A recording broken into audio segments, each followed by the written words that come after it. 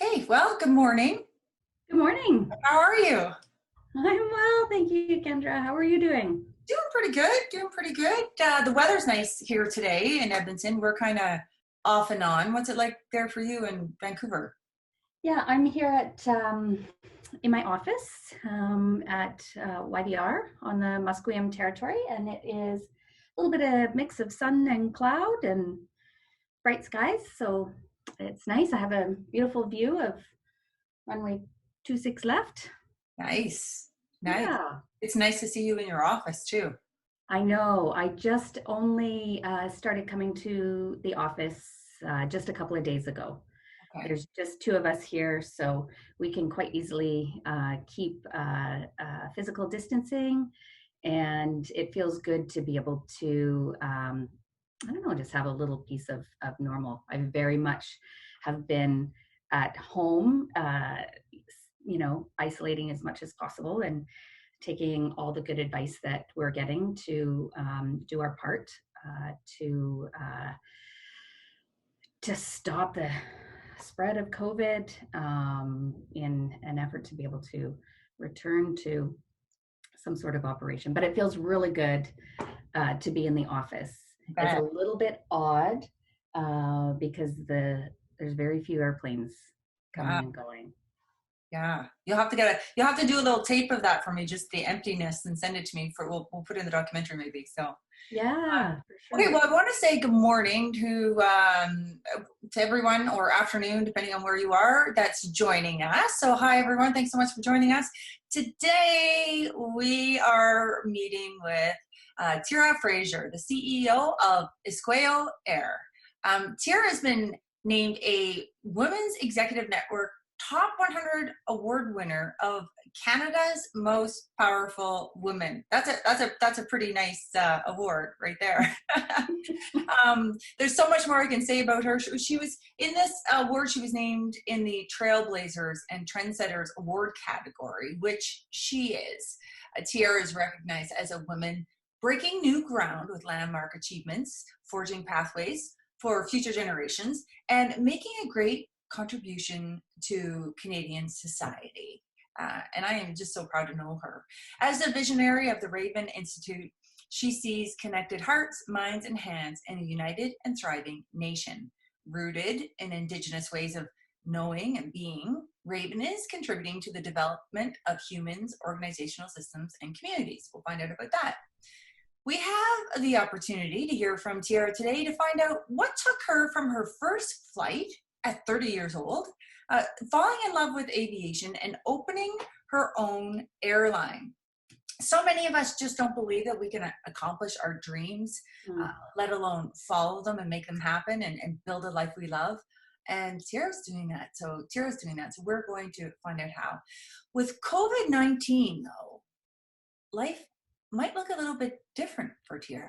We're going to find out about that. It has drastically affected the aviation industry, and we're going to find out what she's gone through to keep her business afloat, and what she can teach us about passion and perseverance. As always, these webinars are brought to you by Elevate Aviation. You can find us at elevateaviation.ca and go on there. And if you want a mentor, sign up for our mentorship program. And there's also, just if you want to know, Mother's Day is coming up. We have some great gifts on there that you can buy for Mother's Day. And that just helps us keep our organization going for things such as our learning center that we're doing. So again, good morning, Teara. Let's start with the beginning. Where were you born? I was born in Hay River, Northwest Territories. Okay. And did you live there for a long time, or did you always live in the Vancouver area? I've lived all over the province of British Columbia. I was born in Hay River, Northwest Territories, and my dad passed away when I was about 3.5. He died in a trucking accident, Oh, and yeah, it was after that my mom started making her way back. Her and my dad met in Burnaby and fell in love, and she went off to go live in Hay River, Northwest Territories. And after his passing, she started to kind of make her way back home. So I've lived in a number of different places in the province. And then most of my adult life, I've been here in the Lower Mainland. And, certainly during my flying career, also had, homes in Prince Rupert and Masset and Terrace and a couple of others. Okay. So are you home now? You're staying? This is where you're planning on retiring? Ah, Yeah. who knows Right. what the world is going to bring us next, right? I think I've come to learn that even things you think you know for sure just aren't for sure. So I have a cute little house in Ladner that I love, and also would like to mm, maybe have a spot on, with lots of land, and I also long for that. So I don't know. I love my little house, and I see myself um, growing older there. But I also see myself, just with lots of open land and trees and streams and being part of that. So Well, that's one of the things that I love about you is your lack of fear of, and maybe not lack of fear, and we'll probably get into that more at the end, but just, you're not afraid of what's to come. And it might change. Some people are like, I'm staying here forever and ever and ever and never going outside my little comfort zone, outside where I am. And you just seem to have, even when we were talking on the phone last week, you're like, not sure what's next, but it's going to be great.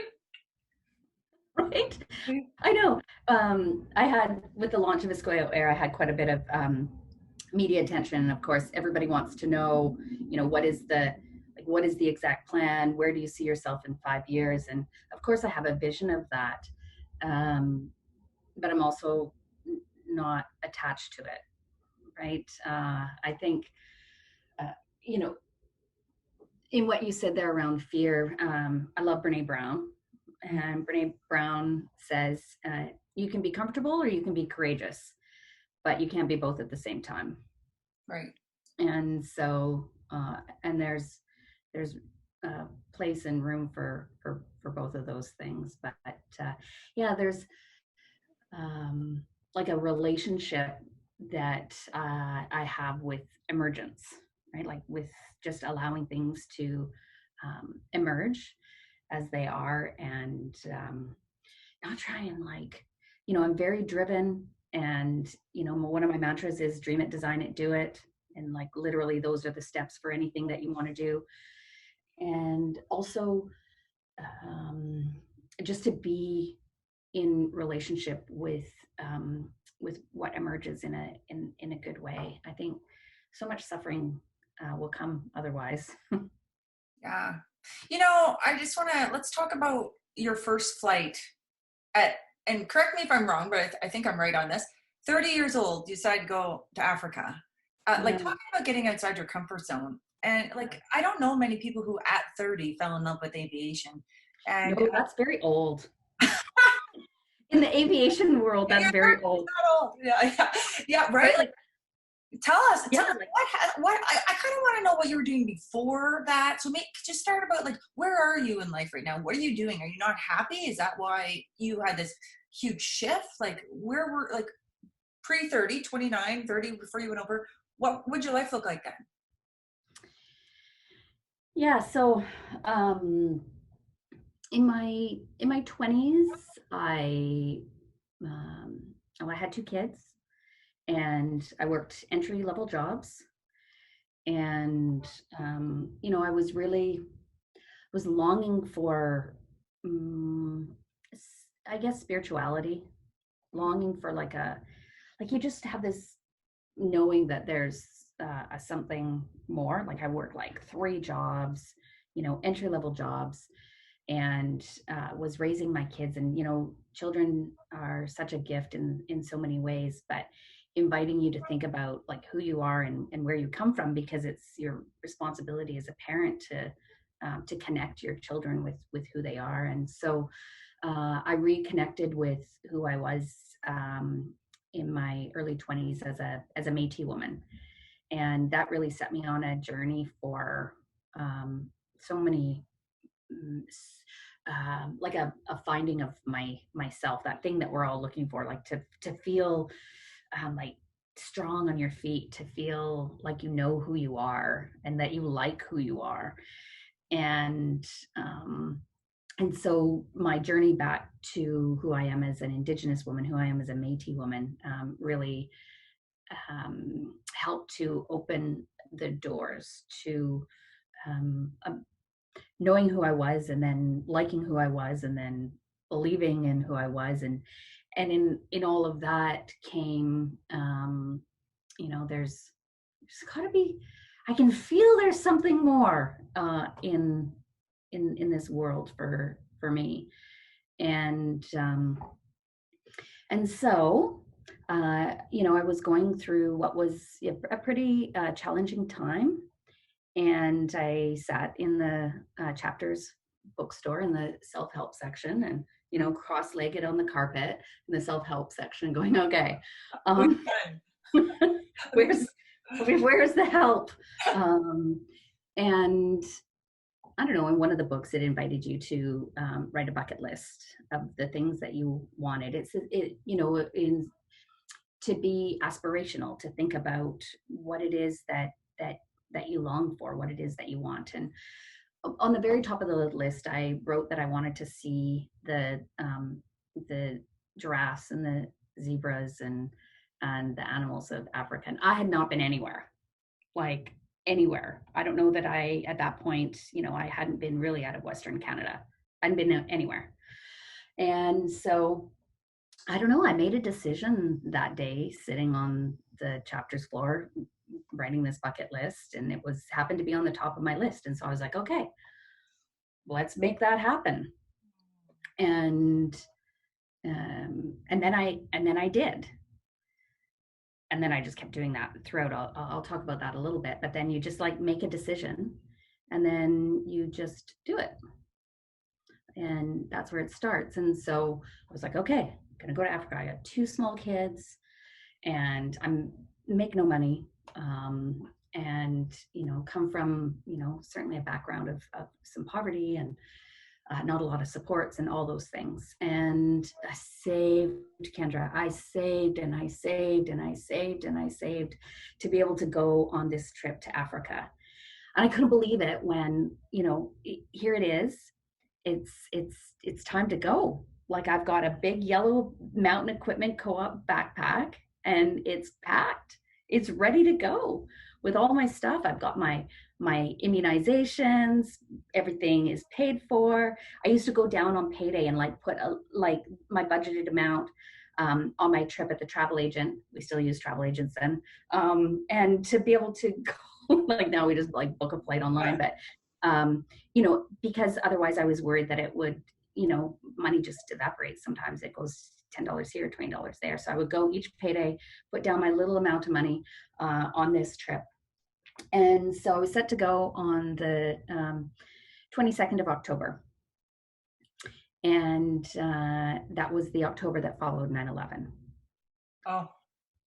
And my dream was crushed. I mean, you can imagine, mere weeks after 9/11, the thought of leaving your 2 small children and going to Africa, or anywhere for that matter. And I was heartbroken. And then, because I'd worked so hard to make this thing that seemed impossible possible. And then I just, I read a quote from Oprah Winfrey that said, listen to your heart. Sometimes it whispers, so listen carefully. And I just knew that I had to go. So much to some of my auntie's chagrin, off I went to Africa, mere weeks after 9/11. And when I landed there in Africa, it was like I made this thing possible. Like, I'm so glad that I trusted that little whisper in my heart that said, you have to go, Teara, you have to go. It's okay. And because what it did is, when I went there and when I arrived, And I was like, holy, I made this thing happen. Like, I made this thing that seemed impossible possible, and here I am. And I'm like looking at the zebras and I'm looking at the giraffes. And so it was making that one thing possible that then it opens the doors to what else is possible. And so while I was on that trip, I fell in love with flight, and that's the next part of the story. Wow. There's so many things in there that you said that I love. Like one of them is those self-help books that people might not want to read changed my life too. Like, you know, if anyone's listening and they're like, I'm not reading that stuff, read it. Go and read a book, right? And the other thing that that I really learned, and I know you have, is once you prove to yourself that you can actually accomplish something, especially when you work so hard for it, you save and you save and you save and you work so hard for it, it's like, oh, it's like takes you to another level. And then you do it again, right? Later. And again, and again. Yeah. And then all of a sudden it's like, I can do anything. You know, the fear goes away. Yeah. Wow. Yeah.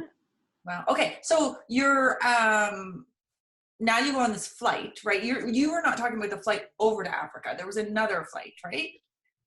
There was. So I went skydiving over the Okavango Delta in Botswana. First time?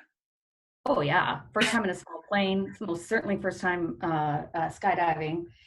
And so I went on this first skydiving. Sorry, let me go back one step. So I did an aerial tour first, which was my first time in a small plane. So I do this aerial tour over the Okavango Delta in Botswana. And never been in a small plane before, first time. And the pilot, he's banking the aircraft, and he's like telling us stories of the land, telling us stories about the trees and the animals and the histories. And we're in this plane first time, and I'm like, wow, this is the coolest thing I've ever done. I'm just like, I want that guy's job. I'm like, this is incredible. So, but I get down from that flight. While I was up there, I'm like, I'm going to do this. I love that guy's job. I don't know what it takes to do this, but I'm going to do this. And then I get down from that flight and, you know, reality check. And I say to myself, okay, sweetie, honey, like, let's review. Let's review. You're 30 years old. You have very little education. You have no money nor access to money. You have nobody that can help you. You are a single mom with 2 kids. And the aviation industry is in a shambles post 9/11. I'm just like, for someone like you, this is just not possible. And then that's always the piece that really, like, I can feel my heart like moving quick. And then 2 weeks later, I went skydiving, second time in a small plane. And it was then taxiing out, now second time in a small plane. I can tell you everything about that moment that we taxied out. I wanted to touch everything on the dashboard, and I wanted to know what everything was. And as we taxied out, I remember the moment and everything about it where I said to myself, I don't know what it takes to do this, but I'm gonna fly an airplane. And yeah, so that's where it all began. Wow. So, I mean, talk about you saved and saved to go to that trip. Flying is not cheap. I don't know if you know that. I know you know that. Okay. So, well, I hope everyone that's listening is interested in this as I am. You have me captured here, Teara. This is crazy. So then I'm taking you went back home and signed up for flying. Is it? That's right. Yeah, I came back home and I started my ground school. I started flying. Uh, I had no money. That was one of the barriers, right? But I said to myself, I don't care what it takes to do this. And so a very good friend of mine, a lifelong friend of mine, when I was trying to figure out how to do this, she said, well, I have a credit card that has a zero balance on it. If you want to use that and make sure you make the monthly payments, that can at least get you started. And so I got started, and within under a year, I had my commercial pilot's license in hand. Wow, that's fast. Mm. Wow. And then you did commercial for a little bit, is that correct? Before Yeah, I deciding did some. that was not for you. Yeah, yeah, I did some. I did some flying for regional carrier, like for a small 703 operator for a regional carrier. And then we had an economic downturn, and I had a layoff. And then it was, what do I want to do next? And of course, I mean, I shouldn't say every pilot. My Right. experience and the experience of those around me was, right, the bigger the bird, the better. And the heavier the iron, the like more accomplished that you are. But I don't know, I just found that I wanted I don't know, I wanted something a little bit more, a little bit different. I like that as well, but I knew that there was something else else brewing. I flew photo survey for a number of years, and then decided to start my entrepreneurial journey. And that's when you started a survey company, right? Was that your first and you just decided I just want to do my own thing? Well, I'm gonna do my own. I don't want to work for you anymore. I want to do my own. Yeah, I mean, I'll say this in the most PC way possible since this is being a broadcast, but yeah, I didn't want to go to work for I didn't want to go to work in the same kind of environments that I had been going to work in. And so I decided, well, the only way to have it be different then is to create your own environment, to create your own place where people are valued and respected and where they belong. Well, it sounds like you're definitely doing that. I have to tell you, Caleb is someone who has been on all our webinars, and he usually has a gazillion questions for us. And I want to read what he wrote here. He said, Teara, you're amazing. Usually I have lots of questions on these webinars. Listening to you, there are no questions, just admiration. I think it's because you are truly authentic. Thank you. It feels really good listening to you. Oh, Caleb, thank you. That's so nice. That's so beautiful. That's so nice. Thank you. Trevor, I'm just wondering your question. Can you just clarify if you mean owning a business or becoming a pilot? And then I'll talk to Teara about that. So Teara, so you left the survey business and you decided to run your own airline. So let's move into that now. Tell us about your airline and what brought that on? Like, who does that? I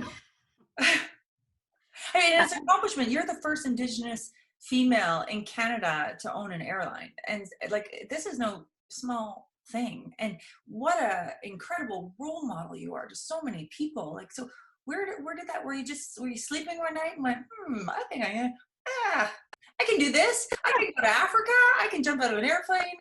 I can start an aerial survey company, but that's the whole thing. I say getting my wings gave me wings for everything else in my life, because it was first that trip to Africa. Okay, I made that thing possible. And then when I, with literally dogged perseverance, got my pilot's license in under a year, I was like, I made that thing possible. And so I often say that getting my wings has given me wings for everything else in my life.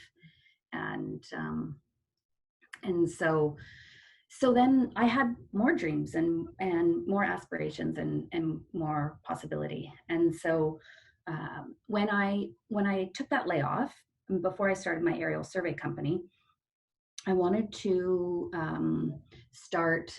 We were vying for the Olympics then here in Vancouver, Whistler, and there was a aim of the Vancouver Olympic Organizing Committee to showcase BC's First Nations and bring people from around the world and connect them with Indigenous peoples and cultures and community, which I was very, very inspired by. And so I spent a year in research and development to start just as I have now, just a small air operation to make those connections, because when they had that aim of connecting BC's First Nations, one of the challenges is, some barrier to access into some of those communities. And I was like, I can help with that, and I can connect my passion for what Indigenous peoples bring to the world and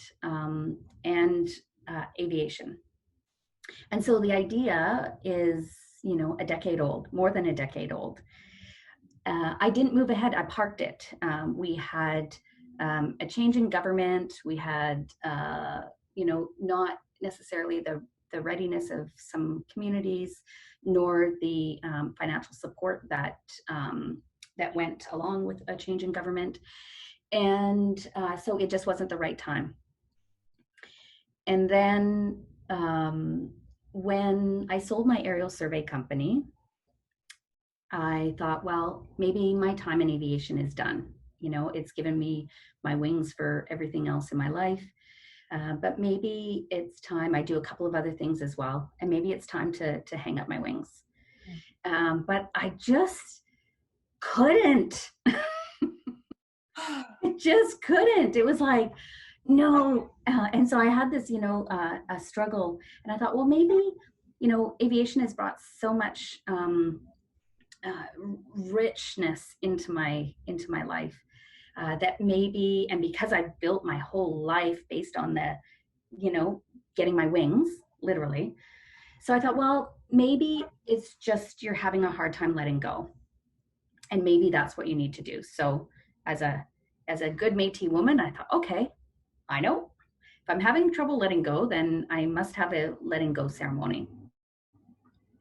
So this ceremony is in my head, right? This is just me talking to me, little ceremony in my head where I say, okay, Teara, just go into every part of this beautiful aviation journey that you've had and just remember, honor, and let go.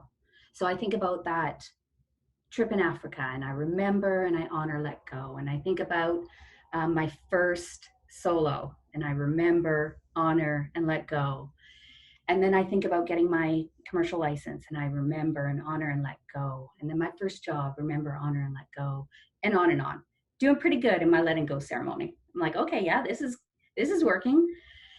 And then in my little ceremony with myself, I'm like, remember that time you wanted to start that little small air carrier, air operation, and connect people into Indigenous communities, and how amazing is it for Indigenous communities to be able to create economic prosperity in their community with the elevation of language and culture, and you can connect people with each other and to the land. Remember that time? And then I was like, oh, I guess I'm not doing that. So that's where my letting go ceremony turned into starting a business ceremony. Rather than a letting go ceremony. And I went home that night, and I named it.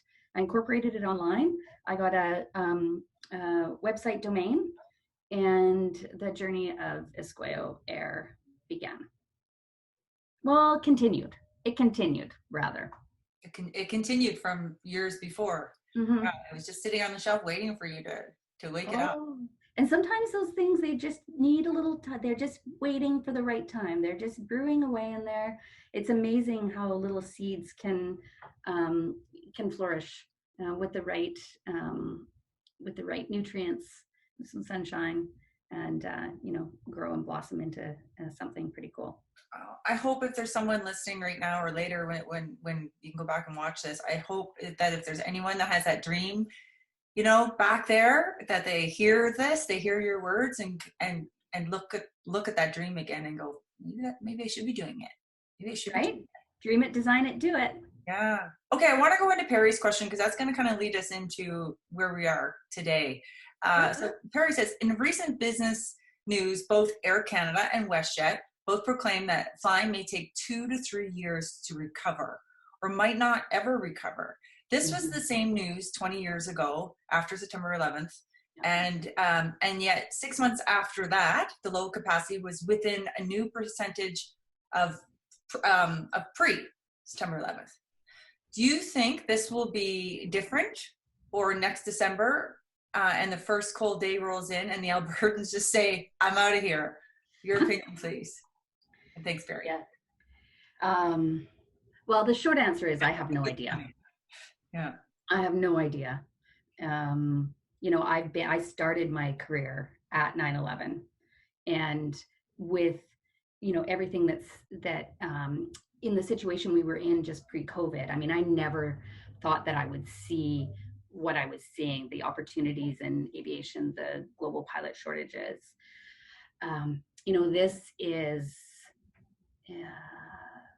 This is a far more substantial impact to aviation than 9/11 was, I think. And it is going to be a very, very long road to recovery. And I think things will actually look quite different than they do now. And we're not even at the point of this global pandemic that we can even start seeing the future. I don't know, I'll just speak for myself, but I mean, we're very much in it yet. We haven't even seen the massive impacts that this is going to have to aviation. And I don't know that anybody knows what it's going to look like. Everybody is very much in survival mode now. And, at some point we're going to move into some recovery. That's when we're really going to see what we are truly up against here. And, we're in survival mode. I call it chop wood, carry water, right? Where you get into, like truly survival. Our entire world is there for the most part right now, is chop wood, carry water. Like, what do we need to be able to eat and have shelter? And so we haven't even, we're not even imagining yet what happens and what is to come and what does that look like. And I certainly don't know. I saw a video yesterday and it was talking about all the airplanes over the world, around the world, that are grounded, and the amount of maintenance that goes into grounding those aircraft and the ongoing maintenance that has to happen if they're ever really going to fly again. And it just gives you a perspective that is like, wow, this is going to be a while. So bring it back to you. How has, if you're okay with talking about this, how has this affected you personally and your company? I mean, I usually say this at the beginning when people say, the first Indigenous woman to launch an airline in Canada.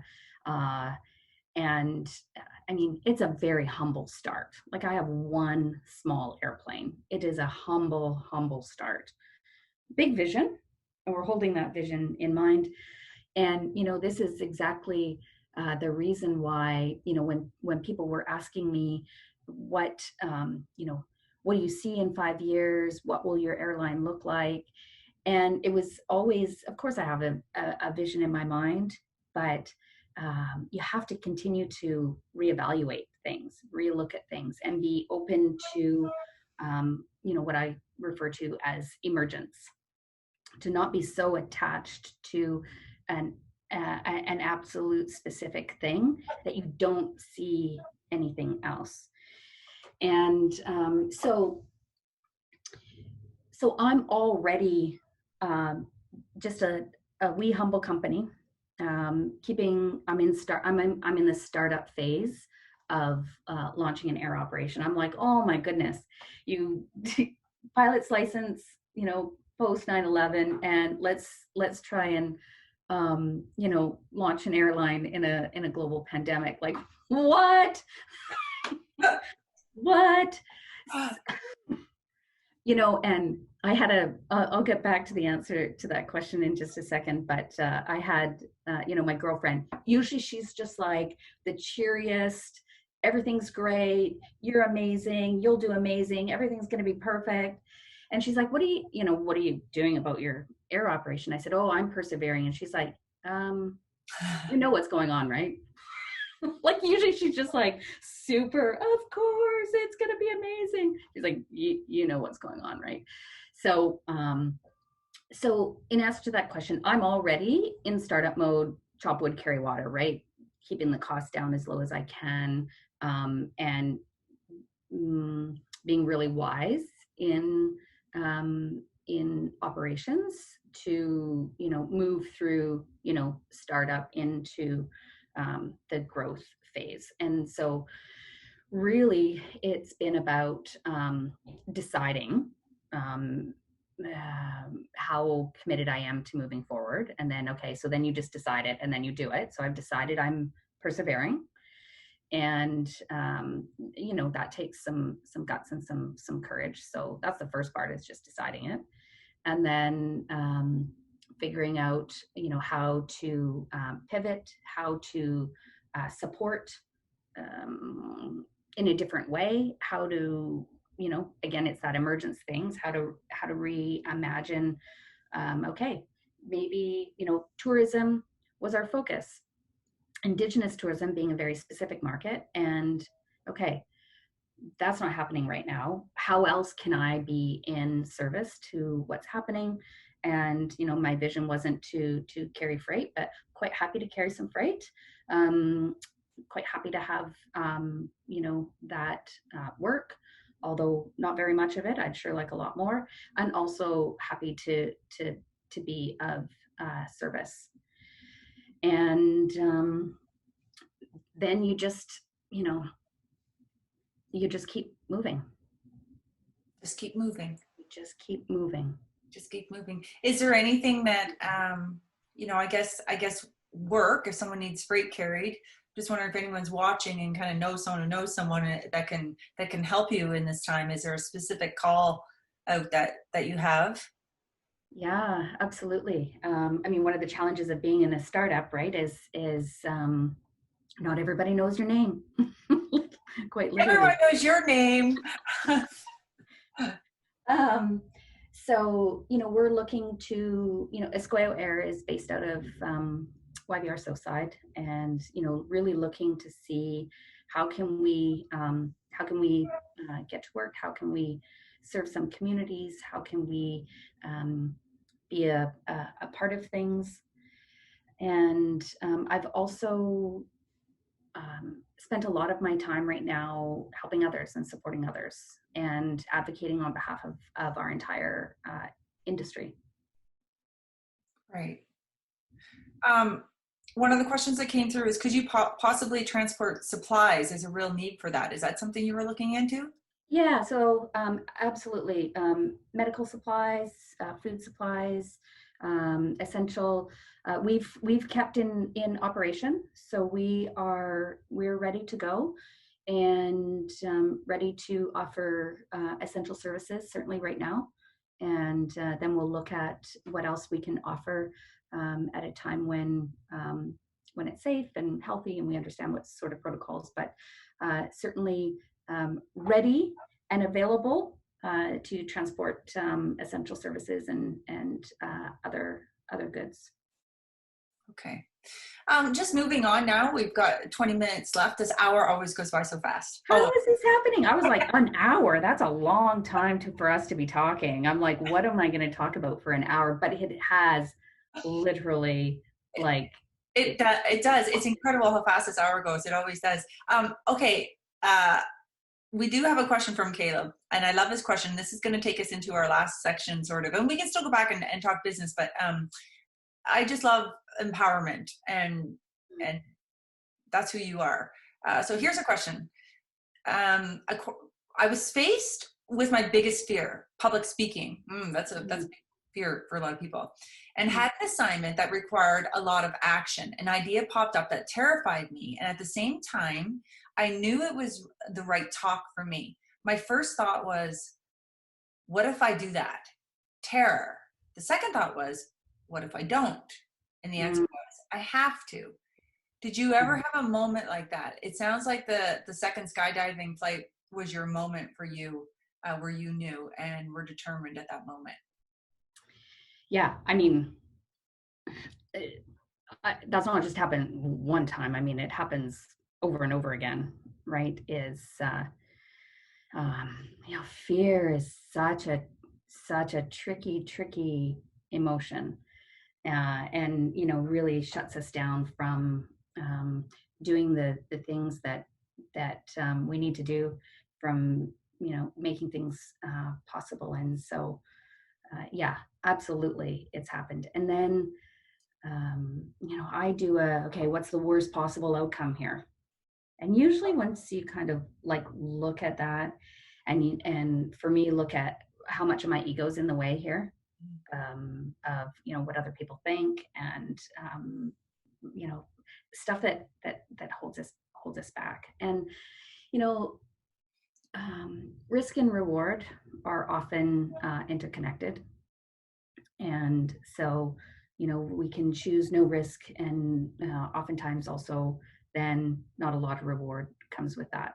And by risk, when I use the word risk, I mean challenge, public speaking when you're terrified of it. And just to let you know, Caleb, I'm still terrified of public speaking. I do it all the time, and it is still, my voice still shakes sometimes.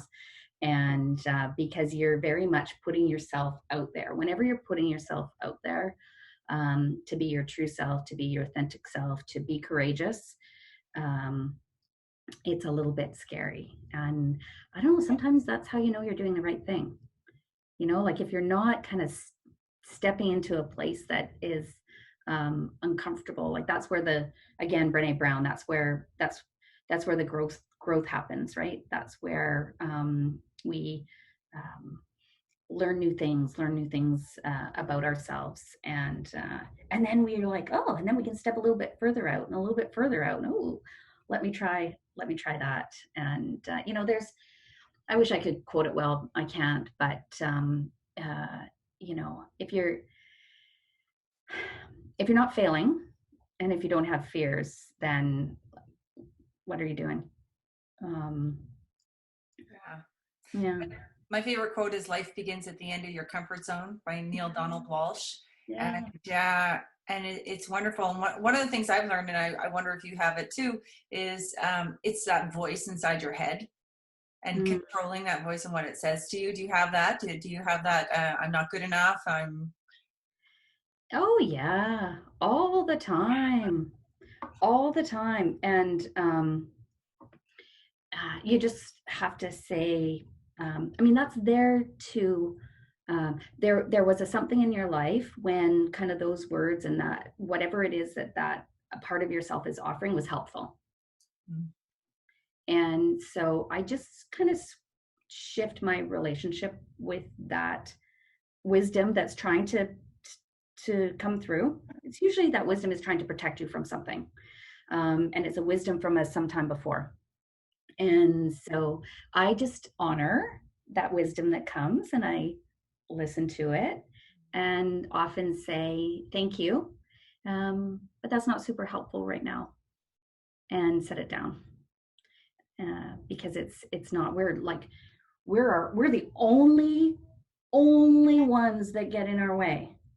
Yeah. No one else is getting in anybody's way. We're just doing it all to ourselves. And so just shifting, that relationship. And oh yeah, like I have my little tapes that play. And one of them is, that's just not possible for someone like you.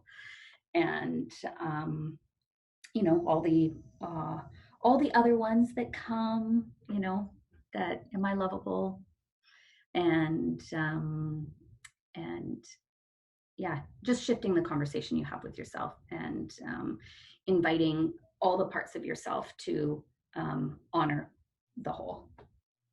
I love the way you put that. Can you tell us about a program called Give Them Wings? Yes, I can. And your involvement, yes. Yeah. So, like I said, giving my wings has given me wings for everything else in my life.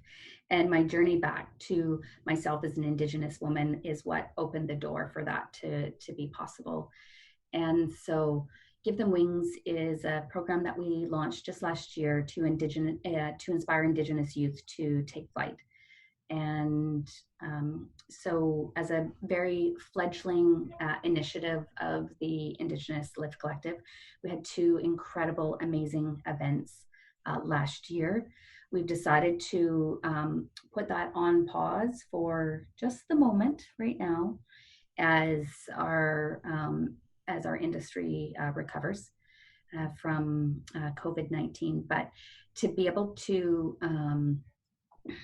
inspire, in particular, Indigenous youth to the possibilities of flight, the wonder of flight, and to there's a great on our website, givethemwings.ca. We did a video that I'm really proud of.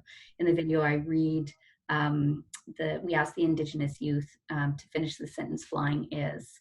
And they finished the sentence with all these beautiful words on Post-it notes and put them up. And I read some of them in the video, and it's just beautiful to hear young people feel inspired. Right? We all need to feel inspired, and I mean, I certainly never thought that being a pilot was something that was possible for someone like me, and it is. There are not the barriers to careers in aviation that people have in their minds. There just simply isn't. Do you think that you are reaching youth that other people aren't reaching through this program? I'm guessing.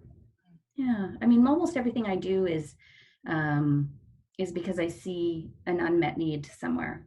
And, Indigenous youth are the fastest growing demographic in our country.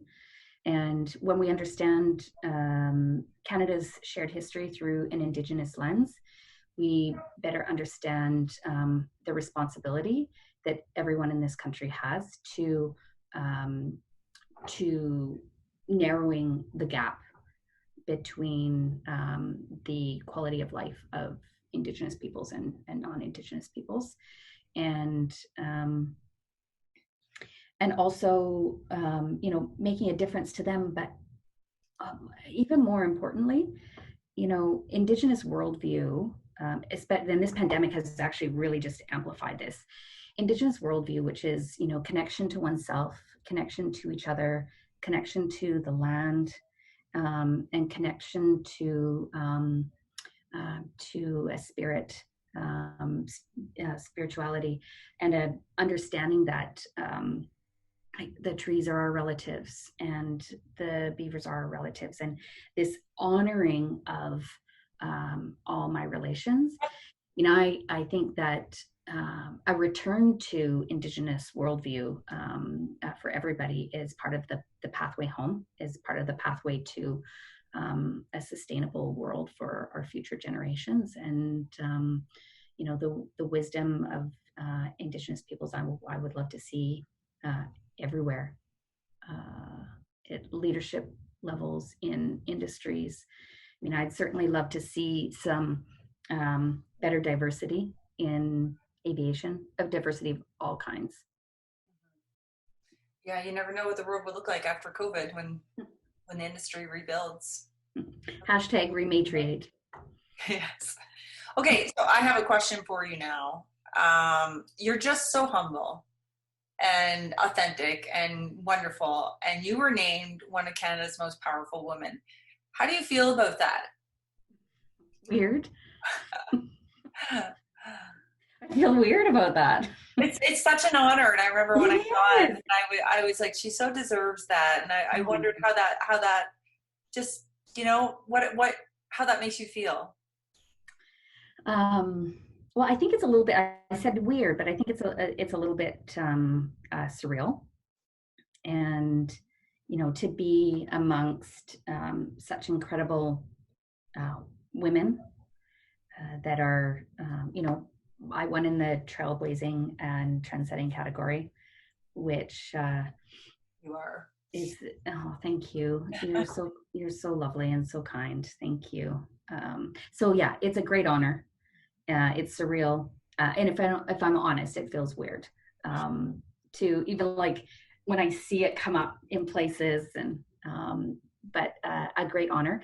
And what was my favorite part about it all is that I work with my alongside my daughter Kiana Alexander in the Raven Institute, and so we were the first mother-daughter to ever be named and named in the same year. So for me, that was really beautiful because I don't think that um, we don't we have a weird uh, thinking around our young people, and I mean, she's not that young anymore, but our young people have so much wisdom and have so much to offer us, to teach us. And so for me, that was my favorite part, was being alongside her in the naming and wearing a beautiful Elalem Indigenous woman-owned company gown that was really spectacular. Wow, that's incredible. I just thought it was so wonderful that you had that recognition, because the more people that see you, the more people's lives you can affect, right? The more that you get out and speak, and the more that you inspire, and then that helps change other people's lives. Well, it's like we have a responsibility, right? We have a responsibility to each other, and so I have a responsibility to and accountability to others. Mm-hmm. And how do I use the voice that I have the privilege of having to lift others up? That's my responsibility. I love that so much. I love you so much. Couple more minutes, so I just want to get to a couple questions here. What are Teara's goals with growing her airline? Fleet size, pilots, routes. Would her airline also be hiring low time hours, like people with 200 to 250 hours at a flight school? Yeah. Oh, again, short answer, I have no idea right now.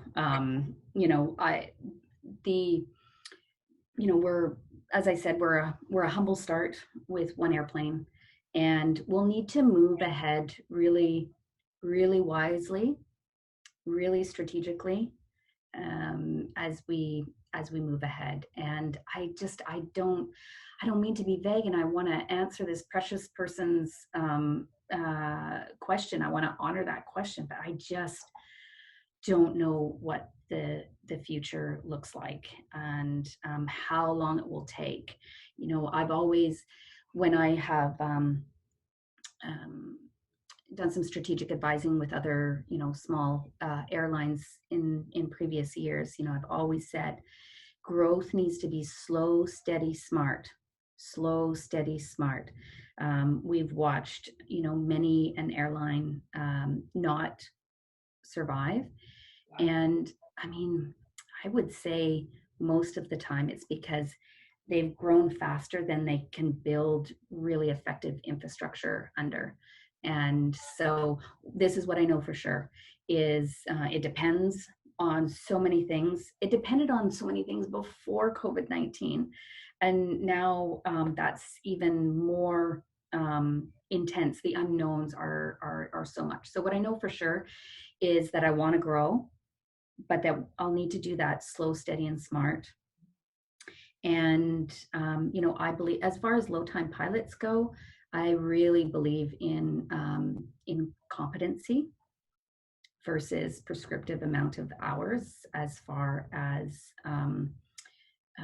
that goes. And I also believe in lifting people up. And I want to have the right people on my team. Yeah, that's important. So that's all I know. Well, my advice for the person who asked that question is contact Teara in about 6 months.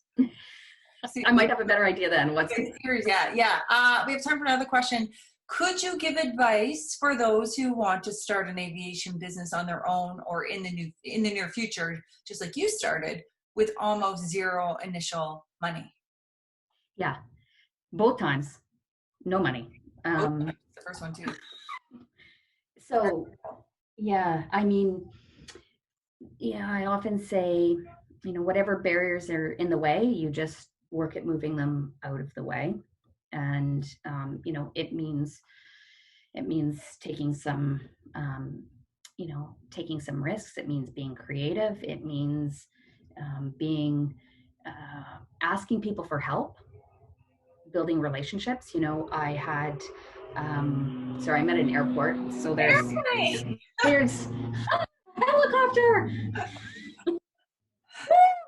There's movement. Excellent. Love it. So, I mean, I'm an entrepreneur. Like, I know that for sure now. There's no question about that, right? So, you got to get really creative. I had a banker that believed in me. So relationships, everything is about relationships. People do business and support people they know, like, and trust. It's like literally as simple as that. And so, and asking your community for help, asking for what you need.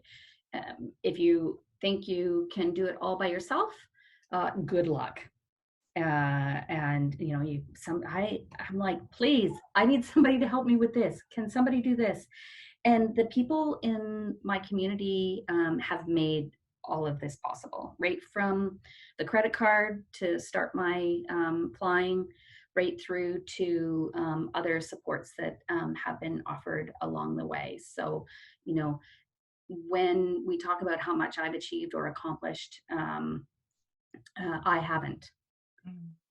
It's very much a collective effort, and everyone has had a role in making this happen. So if you're going to start an aviation business, go for it, even when people tell you it's not possible, and don't be afraid to ask for help, and move ahead with courage. One of my favorite quotes is from Patrick Overton, and he says, "When we walk to the end of all the light we have, know that one of two things will happen. You will find something solid to stand on, or you will be taught to fly." And so one of those two things is there for you in the darkness. Believe it to be true. That is the most beautiful way to end. Thank you so much. That takes us to the end of our time. Thank you. Yeah. Teara, thank you so much for being here and inspiring us. And I'm gonna go back and watch this again, listen to it again later. You're just such an inspiration. And I just want to thank everyone who was here today, who was watching and participated through questions and just listening to Teara talk. And I hope that she inspired you too. I really hope she has. Again, these webinars are brought to you by Elevate Aviation. It's an organization that's just trying to inspire people to come into aviation and now moving into these webinars to show off people just like Teara, who are doing incredible things inside the aviation industry. So if you, again, I always push, if you want a mentor wherever you are in life, it doesn't mean you have to be just starting out. You can be anywhere in the aviation industry. You can be in management trying to figure out how to advance, whatever it is. We have people like Teara who want to help, who want to pay it forward or pay it back, or however you want to look at it. So you can find us at elevateaviation.ca. And I really hope that you enjoyed this episode. Next week, we are talking to Dr. Shauna Pandya, who is a doctor citizen astronaut. If you don't know what a citizen astronaut is, we're going to find out. And we're also going to find out from her how she does all the things she accomplishes in life as well. Another inspiring lady. We'll visit with her. Teara, thank you so much. Thank you for doing this. I really, really appreciate it. You are just wonderful to listen to. Thank you. Thanks for having me. Everybody have a wonderful day. Play safe, and we'll see you along the journey somewhere, I hope. Sounds good. We'll talk to you next time. Thanks so much. See you. Okay. Bye, everybody.